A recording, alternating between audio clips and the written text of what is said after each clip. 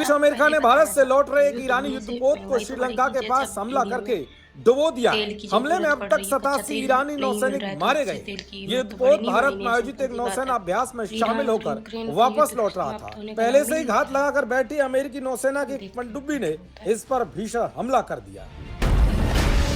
तो इस जंग का असर अब भारत पर भी दिखने लगा है, क्योंकि ईरान पर इजरायल और अमेरिका के हमले के बाद होर्मुज के रास्ते गुजरने वाले जहाजों की आवाजाही में 70% की भारी गिरावट आई है। भारत के कच्चे तेल के इंपोर्ट का लगभग 50% होर्मुज से होकर गुजरता है, जिससे कि अब क्रूड ऑयल की सप्लाई प्रभावित होती हुई दिखाई दे रही है। लेकिन इस संकट की घड़ी में सबसे पुराना और भरोसेमंद दोस्त रूस भारत की मुसीबत को टालने के लिए मैदान में उतर आया है। रूस ने भारत के लिए तेल का खजाना खोलते हुए बहुत बड़ा ऐलान कर दिया है। रूस ने ऐलान करते हुए कहा कि वो भारत में तेल भेजने के लिए तैयार है।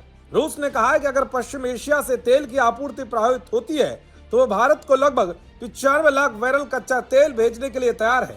दरअसल भारतीय महासागर और एशियाई जल क्षेत्र में करीब 9.5 मिलियन बैरल रूसी तेल टैंकरों में मौजूद है, जिसे जरूरत पड़ने पर जल्द भारत भेजा जा सकता है। भारत के पास अभी करीब 25 दिन की मांग के बराबर तेल का स्टॉक है।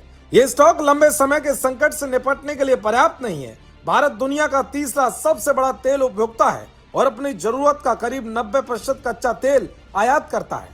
ऐसे में वैश्विक संकट का असर सीधे देश की अर्थव्यवस्था, महंगाई और पेट्रोल डीजल की कीमतों पर पड़ सकता है।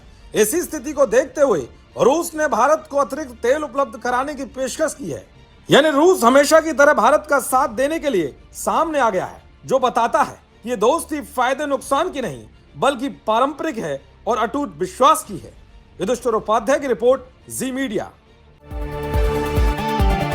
सकता है और यह भी हो सकता है कि इससे ज्यादा समय भी लग जाए।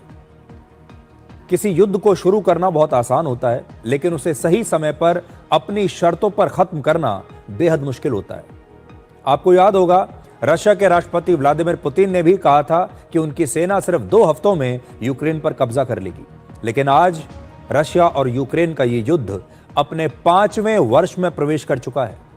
डोनाल्ड ट्रंप ने भी सोचा था कि ईरान के सुप्रीम लीडर खामेनेई को पहले ही दिन खत्म करने के बाद ईरान अपने घुटनों पर आ जाएगा, लेकिन ईरान ने ऐसा नहीं किया और अब ईरान ने अपने हमले और तेज कर दिए हैं।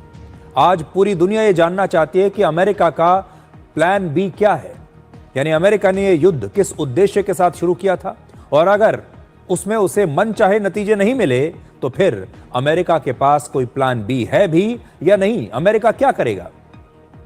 अमेरिका ने कल ही यह माना है कि उसके पास ऐसी कोई जानकारी नहीं थी कि ईरान अमेरिका पर कोई हमला करने वाला था। अब अमेरिका भी यह कह रहा है कि उसका उद्देश्य ईरान में सत्ता परिवर्तन का था ही नहीं। तो आज बड़ा सवाल यह है कि डोनाल्ड ट्रंप का उद्देश्य फिर था क्या? अमेरिका पहले ही यह दावा कर चुका है कि उसने पिछले साल ही ईरान